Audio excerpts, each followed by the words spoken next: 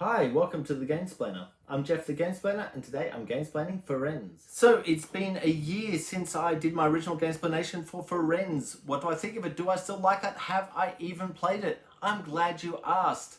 Unfortunately, Firenze hasn't made its way back to the table.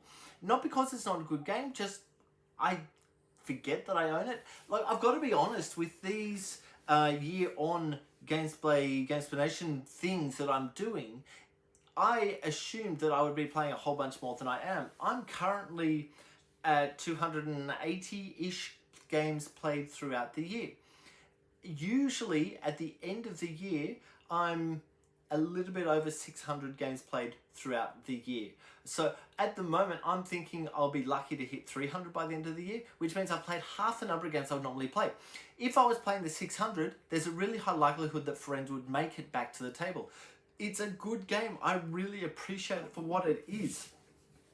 The whole idea of it is that you're building towers, and you're building towers of certain colors. But every round, you must add to the towers that you already have building. You can, at the end of the round, turn them in for points, depending on how high they are, and there's a whole bunch of other stuff that goes on with them. But the essence of the game is you have to keep adding to these buildings. If you can't add to a building, you must knock it over. And so you find that there's a whole bunch of, there's a lot of stuff going on, don't get me wrong, but having the ability to add to a building is so important that I tend to just I'll just add one to it, so I've got one left over that I can add in next time. And if I manage to get some more, great, I'll get some more. But I'll just keep that one beside there to be able to add to that next time, just in case. There's a lot of tension on this game. I really like it. I appreciate what it does. It has a whole bunch of cards which you're, in essence, when you purchase the bricks or the tiles or the building pieces, whatever you want to call them, you're getting a card that goes with them. And what's going to happen is the spots down the bottom, or the cheaper brick spots, which will keep being added to, by the way, will eventually get those cards that you don't want. And this is kind of one of the beauties of the game. There are cards in there that you don't want to have, that are going to be negative things for you. And so you avoid picking them up. I can afford to get that next one up. I can afford to get the next one. And you keep doing that. And until it gets to a point where you either can't afford it, or what's on the actual board in terms of the number of bricks looks a little bit more enticing, or enticing enough for you to actually spend the time to take that and get the poor card. Now, there are ways to get rid of those cards, but they're few and far between. You kind of have to build up towards that and go, I know how to get rid of that card.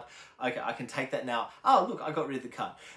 Things like that. But there's a lot of stuff going on with this game, because in essence, these two things, this is the game, but there's towers, and you have to build certain heights on those towers to put your marker, and you need to go to certain spots before you can take other spots. And there's a lot of stuff going on with this. I have found that Queen Games, which is the publisher of this, they've done quite a lot of games. I was turned off them really early on by one game. It kind of irked me, and I've struggled. But games like this and Carson City, that both come from the same publisher, they work for me.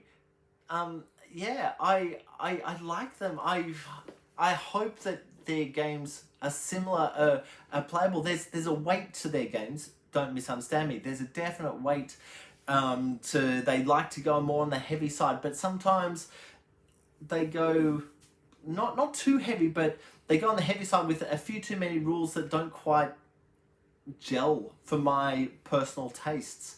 But that's part and parcel, I guess, with all games and all game companies, that there's a thing that they're going after, and that's cool, and that's fine. And when they hit it right with something like Firenze, I really like it. I really appreciate it. So if you have seen Firenze, or you haven't, go ahead and watch my Gameplay and Gamesplanation, get a feel for the game and how it actually plays.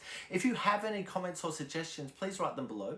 If you have any games that you would like to be gamesplained, please shoot me an email to thegamesplainer@gmail.com. Follow me on Instagram and Twitter @thegamesplainer to keep up to date with the games I'm playing. Subscribe to my videos to keep up to date with the games that I'm gamesplaining. And until next time, enjoy gaming.